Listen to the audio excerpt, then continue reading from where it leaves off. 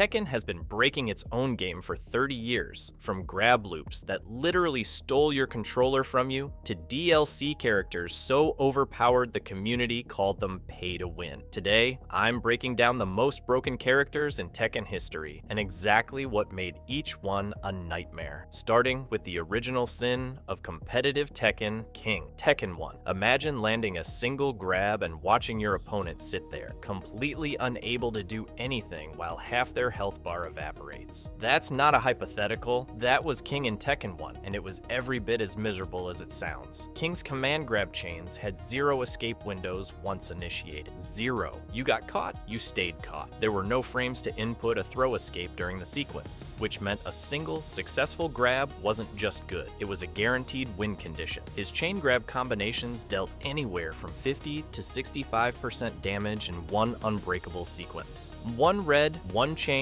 and your opponent went from full health to praying for a miracle in about 4 seconds. But here's the thing, it wasn't just the damage. King's grab range exceeded standard characters by roughly 1.5 times the normal distance, so he was snatching people from ranges where they thought they were safe. Oh, I'll just space him out. No, you won't, he's already got you. The result? King was banned from multiple arcade tournaments in 1995, straight up removed from competitive play. Early professional players like Kitamura built entire tournament careers primarily through King grab setups, which is either genius or an indictment of the game's balance. Now, some argue the bans were premature, that counterplay just needed time to develop. And honestly, there's a case for that. Nobody had lab throw escapes for hundreds of hours yet, but when your response to a character is just ban him, that tells you something. Fair or not, King was the first time competitive Tekken looked at itself and said, we have a balance problem. But if King's grab chains felt inescapable, wait until you hear what Kazuya was doing in Tekken 2. Kazuya Mishima, Tekken 2. King was strong,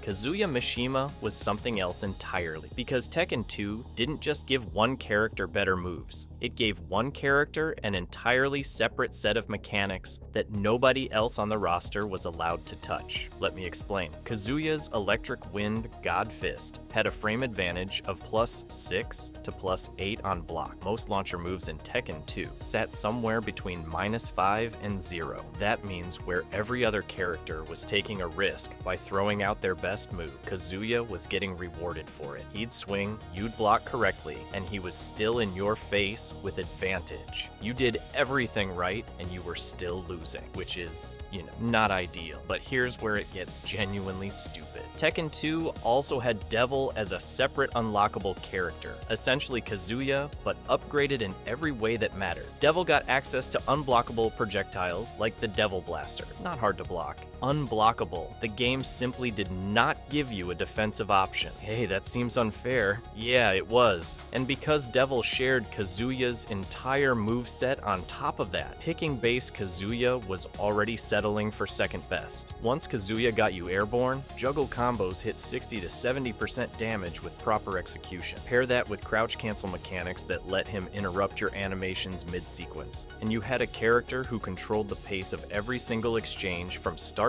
to finish. The results spoke for themselves. Kazuya dominated competitive Tekken 2 throughout 1996 and 1997. The meta was essentially pick Kazuya or lose to Kazuya. Now here's the question nobody can answer cleanly. Was Namco deliberately making the protagonist overpowered to match his story importance? Or was this pure oversight? One means they broke the game on purpose, the other means they broke it by accident and didn't notice for a year. Pick your poison, but at least Kazuya was a real character with real execution demands. The next entry on this list didn't even bother with that courtesy. OG Ari, Tekken 3. Let's talk about the closest thing Tekken has ever produced to a genuine infinite combo. And no, I'm not exaggerating. Ogre, the sub-boss of Tekken 3, had a stance transition loop that, once initiated, had no practical escape window. You just sat there, watching your health bar evaporate in a sequence that could theoretically continue until you were dead, then continue some more out of spite. Here's the thing about boss characters in fighting games. They're supposed to be hard. They're supposed to feel unfair when the CPU is controlling them. But Ogre wasn't just unfair against the CPU. He was unfair against humans. His primary combo starters sat at -3 or better on block, which in Tekken terms means that even when you successfully defended against his attacks, he was still at advantage. You blocked correctly and got punished for it, which is,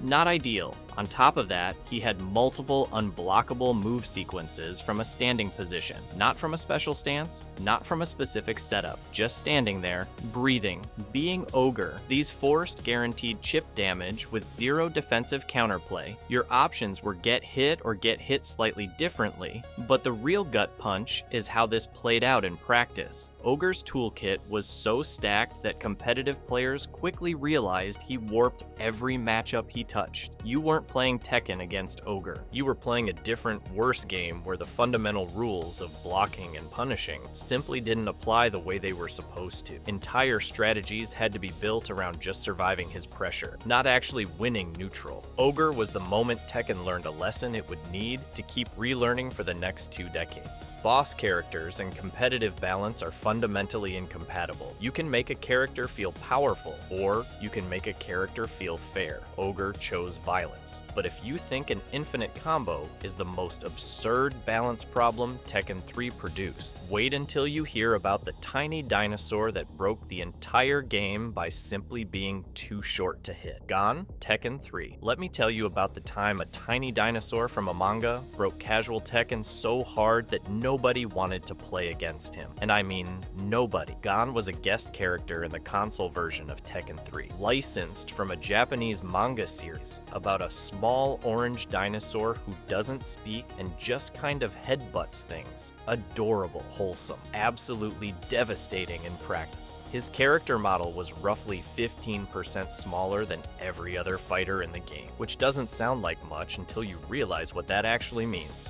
Most attacks in Tekken are designed to connect with characters of a standard height. Gon was not standard height. He was barely knee height, so moves that should land cleanly on any normal fighter just sailed right over his head like he wasn't even there. Mids whiff, highs were a fantasy. You'd throw a perfectly timed punish and watch it fly over this little orange menace like a breeze through a parking garage. But here's the kicker. Gon could hit you back just fine. His tail attacks had deceptive range and hit multiple times per animation, creating this absurd situation where a dinosaur the size of a fire hydrant was outranging characters twice his size. And if he launched you, guaranteed juggle sequences dealt massive chunks of your health bar. Half your life gone to a creature that canonically eats bugs. Now here's where it gets interesting. Gon was never in the arcade version of Tekken 3 at all. He was a PlayStation exclusive, which meant the competitive scene, built almost entirely around arcade cabinets, never had to deal with him officially. But at home, absolute menace. Couch sessions turned into hostage situations the moment someone picked the tiny dinosaur. The community still argues about whether he was genuinely broken or just obnoxious to fight. His hitbox advantage made him functionally unbalanceable against most of the roster, and his guest character licensing meant he was never coming back for future games either. A one-and-done nightmare. A dinosaur too powerful for your living room and too legally complicated to ever return. I don't know what to tell you, but if a tiny dinosaur caused problems by being too small to hit, wait until you see what Jin Kazama did to Tekken 4 by being too everything. Jin Kazama, Tekken 4. Every fighting game has one rule that sits above everything else. You block, you survive. That's the deal. That's been the deal since Street Fighter 2. You eat a mix-up, you take damage. You read the mix-up and block correctly, you get to breathe. It's the social contract of the entire genre. Jin Kazama in Tekken 4 looked at that contract and set it on fire. His perfect block counter stance had 0 startup frames. 0. That means the instant you blocked one of Jin's attacks, he could immediately transition into a counter stance that guaranteed 40 to 50 damage on you for successfully defending. You blocked his move, you made the correct read, you did everything right, and you got punished harder than if you just stood there eating the hit like a mannequin. Let me say that again because it sounds fake. Blocking Jin was actively worse than not blocking Jin. That's not a balance issue. That's a philosophical crisis. But here's where it gets truly stupid. If Jin did manage to land a hit, which was comically easy given that defending against him was a death sentence, his dash cancel combos turned a single opening into a full-blown execution. Juggle sequences lasting 8 to 10 seconds, dealing over 70% of your health bar. One mistake, one stray hit, and you're watching your character bounce around like a volleyball for what feels like an eternity. Round over, thanks for playing. Hey, you should try blocking next time. time.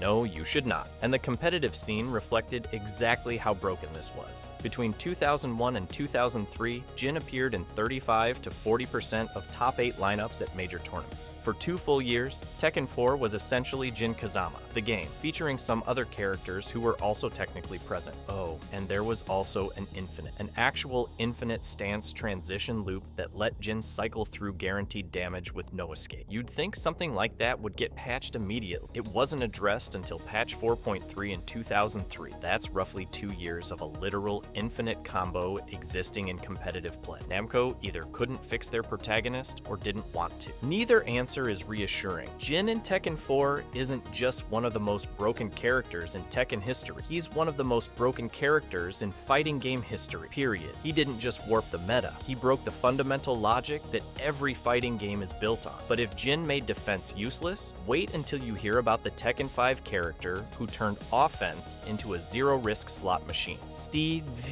Fox, Tekken 5. In most fighting games, blocking is your safety net. You block an attack, you're at a slight disadvantage or maybe neutral, and then the game resets to footsies. That's how it works. That's how it's always worked. Steve Fox in Tekken 5 looked at that entire system and laughed. His basic 4-hit combo string was plus 12 on block. Let me put that number in context for you. Standard moves in Tekken sit somewhere between -5 and plus 2 on block. That's the range the entire game is balanced around. Plus 12 means that if you successfully block Steve's string, if you did the correct defensive thing, you were now eating a guaranteed follow-up attack. Blocking was worse than getting hit. The fundamental contract of every fighting game ever made, the idea that defense keeps you safe, simply did not apply to this man. But here's where it gets worse. Steve also had peekaboo stance, which auto-parried incoming strikes. So not only did his offense punish you for blocking correctly, his defense also punished you for attacking correctly. There was no right answer. You block, you lose frames. You attack, you get parried. You stand there and do nothing, he hits you anyway. Cool. That's also a thing that happened. The tournament results were exactly what you'd expect. Steve dominated 38 to 45% of top 16 placements at major events throughout 2005 and 2006. Nearly half the competitive field was one character. And the Steve mirror matches, Steve versus Steve, became legendary for all the wrong reasons. These games devolved into 20-plus minute slogs of repetitive, unblockable pressure loops, where both players just took turns running the same sequences. It was like watching 2 broken washing machines slam into each other on spin cycle. But the most fascinating part of Steve's reign wasn't the frame data or the tournament numbers. It was the geographical schism. Japanese competitors looked at Steve and saw technical depth. They saw a character that rewarded mastery, that had layers of complexity worth exploring. Western players looked at the exact same data, the exact same tournament results, and saw a fundamentally unfair character that needed to be banned from competition entirely. 2 competitive cultures, same evidence, opposite conclusions. The Japanese scene celebrated him. The Western scene wanted him gone. Neither side was wrong exactly. Steve genuinely did require execution to maximize. He also genuinely broke the risk-reward system the entire game was built on.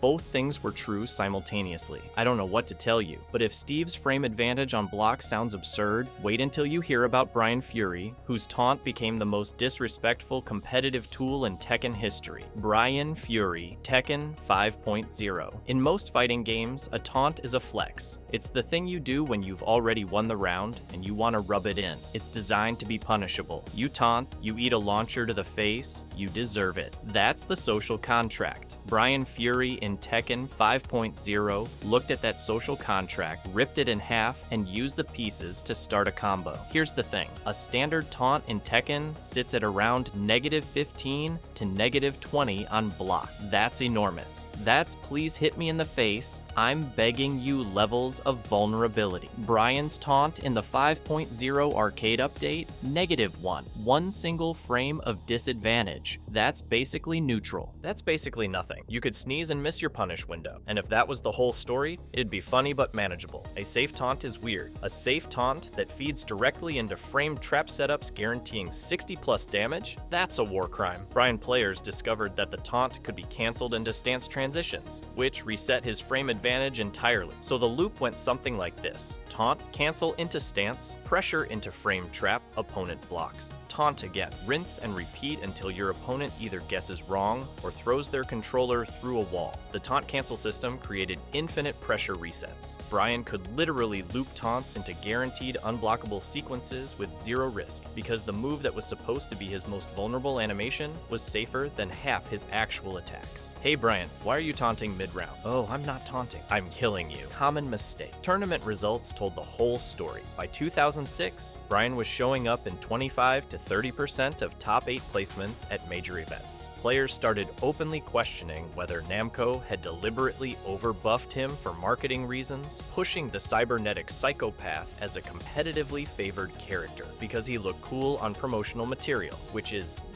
not the most reassuring explanation for why a taunt became a death sentence. The beauty of Brian's brokenness is that it wasn't baked into his original design like Steve's boxing stance Nightmare. This was a buff. Someone at Namco looked at Brian's taunt, decided -15 was too harsh, and landed on -1. Somebody made that decision on purpose. I don't know what to tell you, but if you think a weaponized taunt is absurd, wait until Tekken 6 introduced a character whose entire design philosophy seemed to be, what if we just made someone good at everything? Tekken 6. Every game in this series had a broken character. That's basically tradition at this point, but each one was slightly more broken than the last. Like Tekken's developers were running an internal competition to see how far they could push it. Bob is where they won that competition. Introduced in Tekken 6, Bob looked like a joke. A morbidly obese martial artist who moved like he weighed 140 pounds. Funny concept. Less funny when you realized he was the single most dominant character Tekken competitive play had ever seen. Here's the thing. Bob's entire game plan revolved around his peekaboo stance, and this stance was fundamentally unbalanceable by design. It had a 5-frame startup. 5 frames. That's faster than most jabs in the game, and on entry, it granted armor properties with throw and vulnerability baked in, so you couldn't strike him out of it, you couldn't grab him out of it, and once he was in it, he had access to combos dealing 40% or more of your health bar from a single entry. Okay, so just block and punish when he comes out of stance, right? Great idea, except his round kick from peekaboo was -1 on block. -1. That's not a punishment window. That's a rounding error. He could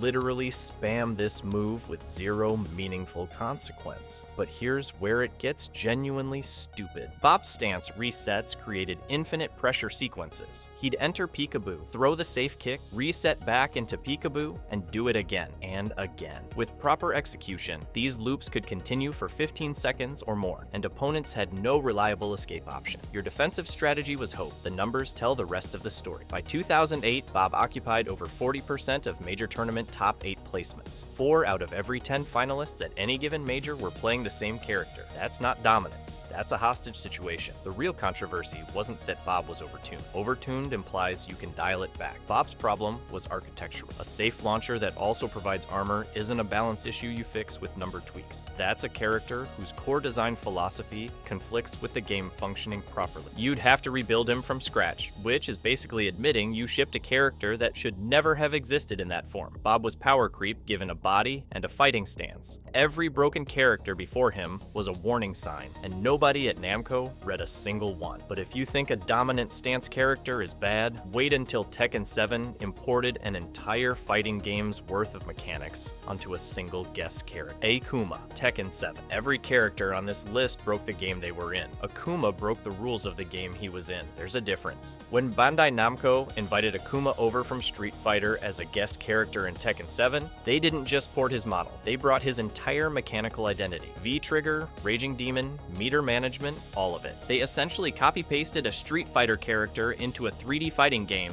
and said, yeah, this should be fine. It was not fine. V-trigger gave Akuma a flat 15% damage multiplier and access to unblockable follow-ups. In Street Fighter, this is balanced by defensive systems designed to handle exactly this kind of pressure. Parries, reversals, specific counterplay options. Tekken has none of those systems. Zero. Tekken's defensive framework was built for Tekken characters, and Akuma was a foreign organism operating under foreign laws inside a host body with no immune response. Then there's Raging Demon. Akuma could chain it mid-combo for guaranteed damage exceeding 50% of your health bar. Situations that would normally be survivable became kill confirms. You'd eat a launcher thinking, okay, I'll survive this, and then a demon just eats your entire soul. Cool. That's also a thing that happened. His mix-up game was arguably worse. True 50-50s that guarantee guaranteed damage on every defensive option except one specific movement. You block low, you get hit. You block high, you get hit. You sidestep wrong, you get hit. Your only escape was knowing the one correct option and executing it perfectly every time. Meanwhile, Akuma's player just had to guess once correctly. Frame advantage on his key strings sat between +3 and +6. Most Tekken characters consider +1 on block a good day. Akuma was operating with advantages that let him pressure continuously, while standard roster characters had to respect turn-taking fundamentals he simply didn't acknowledge. Tournament results told the full story. Within 6 months of his arcade release, Akuma represented 20 to 25% of top 8 finishes. One character out of a roster of dozens showing up in a quarter of all Grand Finals brackets. He wasn't just strong, he was playing a different game inside your game and winning because your game had no answer. And that's the real problem with Akuma. He wasn't overpowered in the traditional sense. He was a Street Fighter character whose entire mechanical framework violated assumptions every other character was balanced around. You can't nerf that. You'd have to remove what makes him Akuma. But if you think a guest character from another franchise was bad, wait until Tekken 7 produced a homegrown monster that was somehow even worse. Leroy Smith. Tekken 7